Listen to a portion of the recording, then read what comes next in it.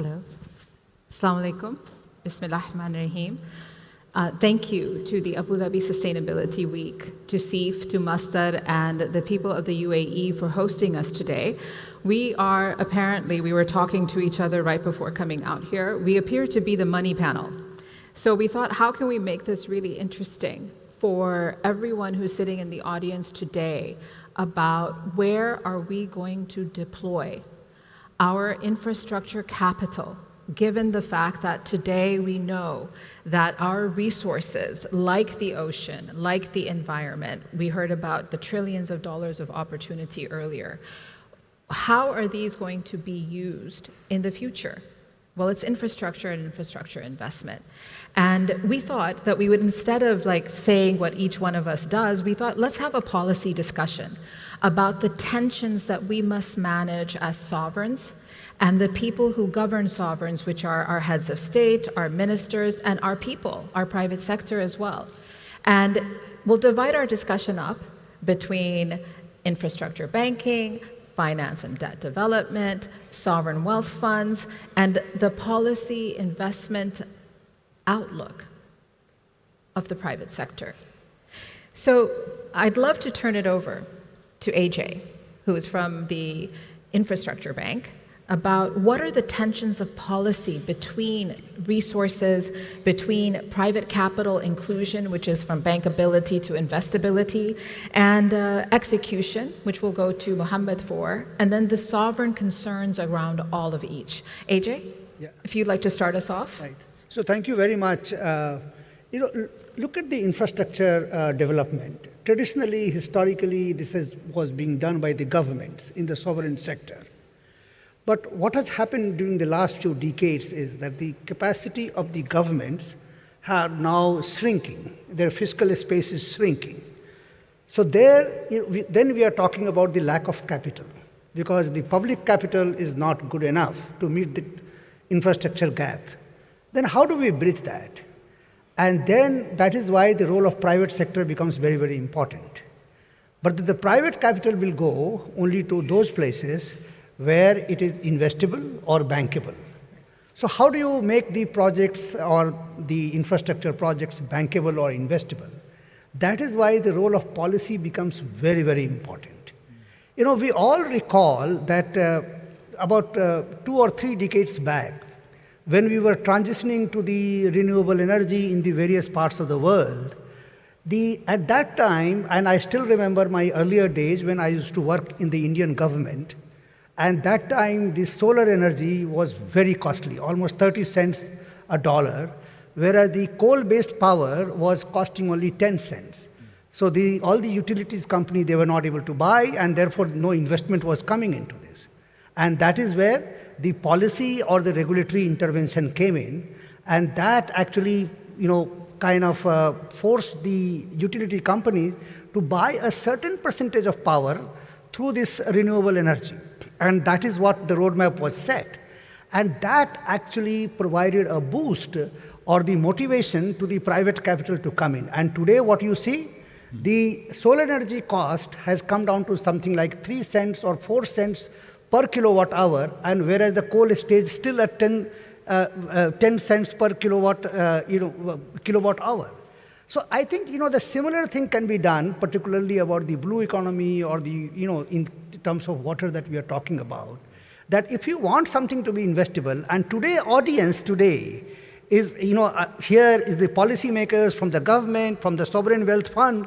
So I think the solution lies in this hall itself, in this meeting hall itself, in this panel, and then all the audience here, that we have people from the bank, we have the people from the various funds or the private capital, and also the policy maker. So therefore, the policy is very important. So you manage a tension of this policy between your board and also between your sovereign investors, because you're a regional. How do you balance those concerns? And then if you can move it to Mohammed, from your perspective as being one of the regions as the Finance Corporation for Africa. AJ, first, how do you balance these policy concerns? And then Mohammed, if you can step in. Yeah. So if you look at our bank, Asian Infrastructure Investment Bank, our banks are owned by 111 countries. This bank was formed in 2016, and therefore we have an audience or a kind of a collaboration with 111 countries. And so therefore, if we have to drive any policy agenda, then we have a certain amount of credibility that we can work with the government and we can share the best practices that such and such policy has worked in this part of the world, why not try in the other part of the world? And that is why, so this bank, infrastructure bank, our board or the shareholders, they're not only the shareholder of the bank, but then this becomes a collaboration platform, knowledge sharing, and therefore that is what we are going to do. Now, once there are, let us say that, and we have an instrument, policy-based lending, climate policy-based lending. And recently in Brazil, we invested through the climate policy-based lending to $1 billion in Brazil, right? And we are repeating this into the various other parts of the world because the policy is the starting point. That policy actually provides a kind of a appropriate environment for the private capital to come in. Right. So, you know, Mohammed, when we were speaking earlier, we had talked about this balance of policy as being almost like from a private sector perspective, the family office principle, right? Deploying and saying, this is where we would like to deploy and this is how, and it's then the job of the office itself to really balance and make the money. From what AJ was just saying about balancing policy, it's easier when you're in a family office and it's a singular principle. As AFC, you represent a significant portion of the global south, and as amazingly exponential the opportunity is for Africa, is also the constraints. Sure. How do you deal with that? No, Seema, thank you very much, and good morning, everyone, and thanks for having me here. So just, quick background, Africa Finance Corporation, we were formed in 2007, and our key focus is one thing, just solving the infrastructure challenges on the continent by developing, financing, and de-risking infrastructure projects. And we're proud to say that since we started, we've invested in 36 African countries. We've deployed over $17 billion in about 160 projects. We are the first African DFI to be accredited by the Green Climate Fund, first African DFI to issue green bonds, and we developed the first carbon neutral special economic zone. I say this not to get a pat on the back, but I say this because ESG or climate resilience is not an ESG narrative for us. It is practice. And we take all of these into the idealization phases of executing projects. And just as a segue to what Ajay mentioned, you talk about policy and you talk about bankability. How does that get into building a resilient blue economy? How does that get into building resilient blue assets? How does that get into executing projects that will reduce carbon emissions, that would ensure sustainability and resilience on the continent? And that's where we really focus on in AFC. We're very, very focused on execution. And, given some examples, we'll talk about how we've worked on the Lobito Corridor, which is a project that starts from the port of Lobito in Angola to the border of DRC. And one of the things that we're able to do was to actually work on that project from inception phase. So you're baking in the idealization, the carbon reduction strategies, the renewable energy projects, the other bankable solutions around climate to ensure that when you're actually raising the finance for that project, you're able to tap into different pockets of finance across the globe, but then you're also able to build resilient infrastructure and work through the entire process of getting the project from policy, bankability, capital, and project. And that's what we really focus on. And, there are multiple... If I could stop you just for one moment. You, on this point, you had also mentioned that infrastructure is not just infrastructure. You actually spoke about intellectual infrastructure and the investments that you do to that in order to speed the execution. Absolutely. Could you touch on that, please? No, definitely. I think what we've seen on the continent, and we see it in a lot of South-South countries, is that 90% of projects fall away during the development phase. That phase is where you need a lot of technical capacity. Capacity not just from a knowledge perspective in commercial, technical, legal, etc., but you also need financial capacity. That early risk capital of $2 million, $3 million, $5 million to do all the studies, to do the feasibility studies, environmental studies, technical studies, etc. AFC prides ourselves on that. We have a big project development team that really focuses on baking these transactions from inception phase. This enables you to speed up transactions. This enables you to bake in all the resilience and sustainability aspects into transactions right from the inception. And this enables you to attract the widest pools of capital across the globe. And that's something that we really focus on, and there's so many projects that I can talk about, but I don't have that much time. But it's an important point, though, this aspect of infrastructure being beyond the bricks and mortar, and even being beyond the natural resources to including people as well. Yeah. And it's moving that from bankability, investability into execution, which moves us to Kristian, who is actually on the sovereign side, because this is all the feed that goes into a sovereign wealth fund in order to be able to deploy across, not just from the perspective of driving the return. We all know that at the end of the day, money is what is important in order to be able to make something sustainable. But what governs that? Kristian, if you could pick up on the points of this intersect, investability, but also on execution, which Mohammed raised. Yeah. First of all, for perspective, and thanks for having us all here. It's a great event. There are about $60 trillion invested with the sovereign investors of the world, including their central banks, their sovereign wealth funds, and the sovereign-led pension fund system. Compare that number, and specifically the 15 trillion managed by sovereign wealth funds, to the 100 billion objective of this forum by 2030 to raise 100 billion. It's only 0.6% of what sovereign wealth funds actually manage. The challenge becomes in discussing the investment beliefs that leads to a sustainable investment policy. Be clear on that at board level. That's the highest level of governance. At state level, this is what we want to do. Next, you'll drill it into an investment organization around the world. You have many prominent examples in this good city of well-run sovereign wealth funds. It's then a question of getting that defined within the investment framework. Per se, you wouldn't say that there's an asset class today that represents blue ocean type investments. So go and work on that premise and say, okay, we want to be committed to this. We want to lend our capital as investors towards this objective. And we're not doing that for fun as investors. We're there to make money on a risk-adjusted basis while maximizing the impact, which is an important discussion. So once you have all these good discussions, and the Institute is happy to help facilitate some of those, then you can basically start to allocate into assets that eventually goes into countries, that eventually goes into projects, and then the money drizzles down the system.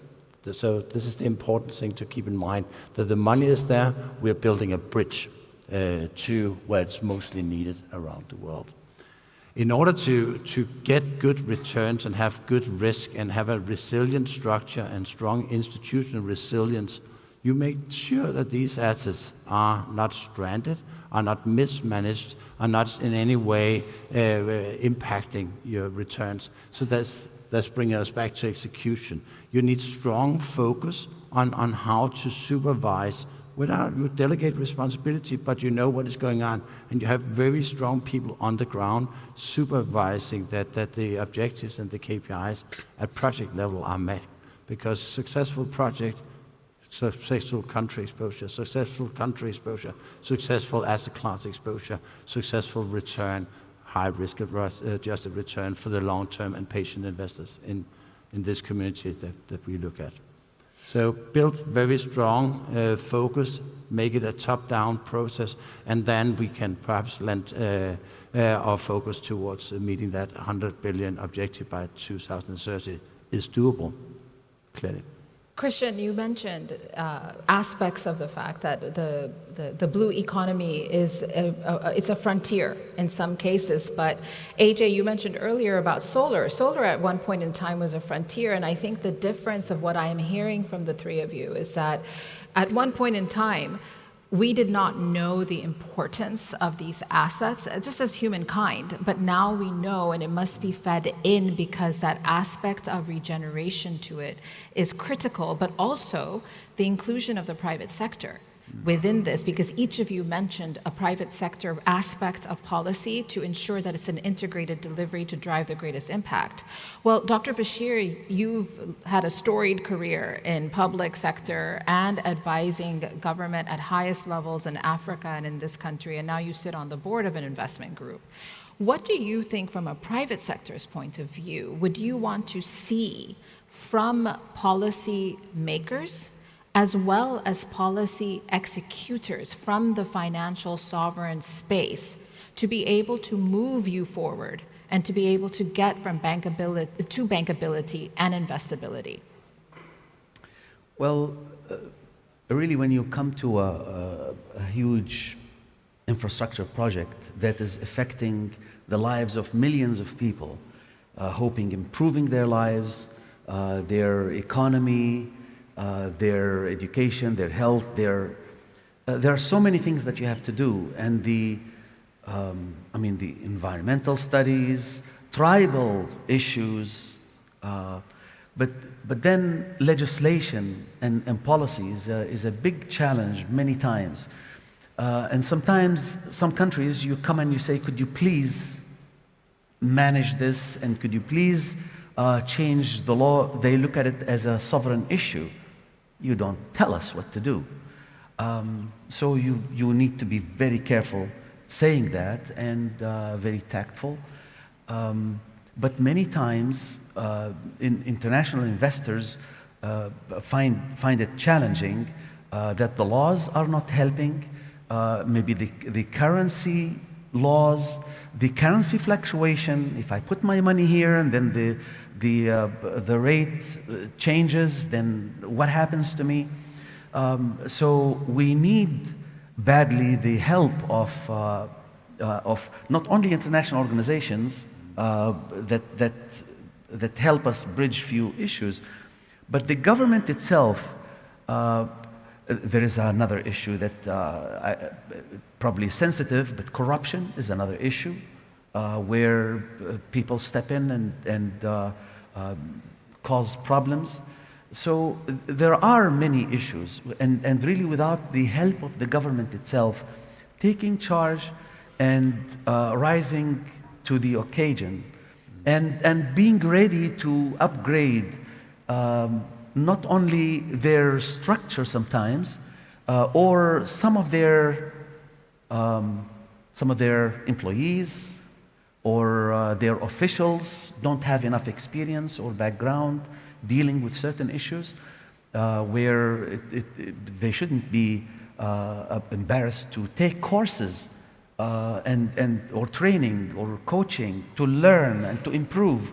It's a responsibility. But also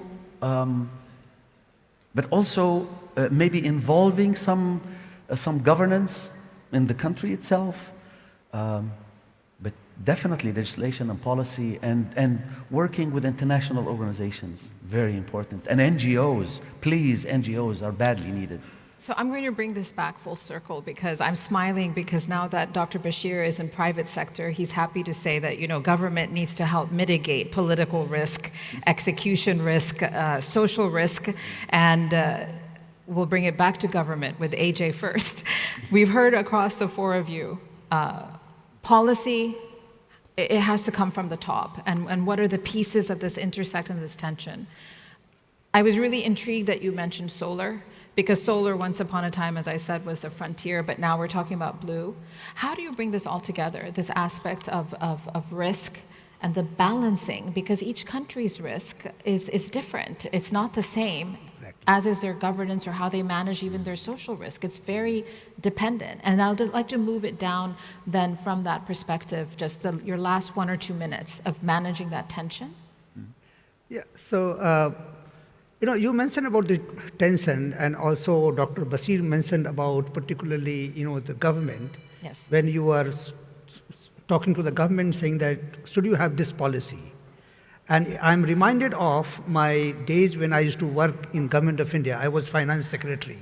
So if any private company came and said that these are the policy changes that you should make, we were very suspicious. And that is why the role of a multilateral development agency, international organization, who all are supposed to be neutral. And in fact, in AIIB, we are quite neutral because we are owned by 110 countries. So we are quite neutral. And therefore, in my experience, the multilateral development banks or international financial organizations, they actually have a far greater credibility. And therefore, they are able to work with the government and have the knowledge exchange and manage the tension. And because they have a larger credibility. For example, I mentioned about this $1 billion policy-based lending we give to Brazil. Brazil could have said that, who are you to advise us on this policy? But we work very, very closely with the governments at all levels, at the political level, at the execution level, and say that, look, these are the good things that have happened in the other parts of the world. Would you like to try this here? And because we have a credibility, they are comfortable in dealing with this. And that's how the entire, the tension gets managed. And that's how the risk gets managed, right, to some extent. No, I think that with the world we live in today, risk and political risk is just part of doing business. Yes. With all the geopolitical tensions across the globe, which has been there historically, but obviously has been very fast-paced since COVID. Political risk, whether it's south-south, whether it's in the north, whether it's in developed countries or developing countries, it's just part of doing business. And I think for us at AFC, one of the benefits that we have as a multilateral, and AJ kind of touched upon it, is that as a multilateral finance institution, we have preferred creditor status in a lot of these member countries, in these countries in Africa. So what that means is that they grant us diplomatic immunities and privileges and preferential treatment when it comes to critical infrastructure projects. So being able to actually assess the risks from a political perspective on ground, that knowledge base always helps, but seeing those countries as partners and being able to actually work with them to de-risk these projects. And if you then need any additional credit enhancements, whether it's guarantees, political risk insurance from the likes of the World Bank or MEGA, you can add that in. But for us, we just see it as this is what it takes to do business. We need to build infrastructure. We have an infrastructure deficit. We wouldn't stop building, and we need to find a way to get things done. And that's it for us. I think between the two of you, Kristian, of hearing AJ and Mohammed speak about this, about the management of risk, but also really from a people perspective, like the values that people bring. How does this feed into your point on institutional resilience built across these different value chains? Yeah. Institutions are strong only when they're resilient, because we test strong institutions when they are a crisis. So building on institutional resilience is a core level board activity, highest level activity. What does that mean? That means that you have strong process and procedures, you have strong risk management, you have a very capable set of talented people working with you in order to do whatever your mandate is. You do that well. The mandate then becomes to contribute to a greater purpose. In this situation, basically addressing climate change, 2/3 of the world is water, and it's a huge opportunity. So with my old investor hat, I would say, what an opportunity to look into. Go and explore the different areas. Get good people, run strong institutions, make sure they're resilient, stress what can go wrong, both with your assets and with your institutions. Two important part of what you do in order to successfully investing into this area.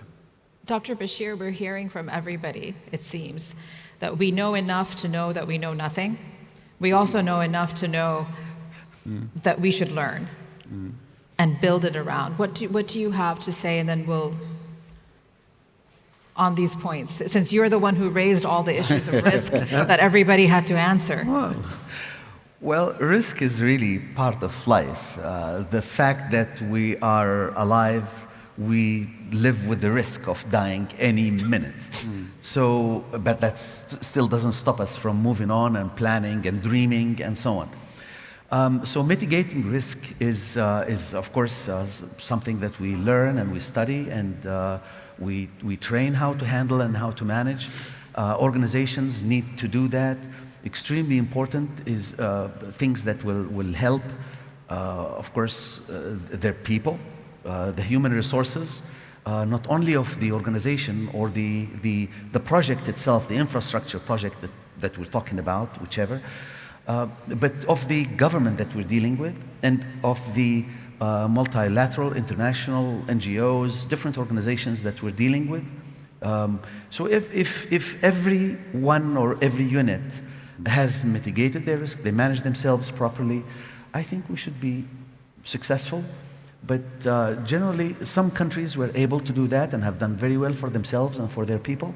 Others are still struggling and still trying to find out what to do. And so this is what these panels are about, is to try and help take steps further and don't be afraid to try. Ladies and gentlemen, it's been such an honor for me to sit with these four gentlemen, because I feel like I've had the opportunity to be at the beginning of a master class on taking in this blue forum or this blue economy transition from bankability to investability. But the lesson that I learned about managing all these tensions from listening to you is that really it comes down to people. Each of you have demonstrated how someone with both experience but an openness of mind is able to take these very large issues and make them manageable, because each of these points is how you can manage any piece of infrastructure dealing with the blue economy. And it's been an honor and a pleasure and a privilege. And thank you so much, all of you, for your time and allowing us this time with you today and to the Abu Dhabi Sustainability Week. Thank you. Thank you.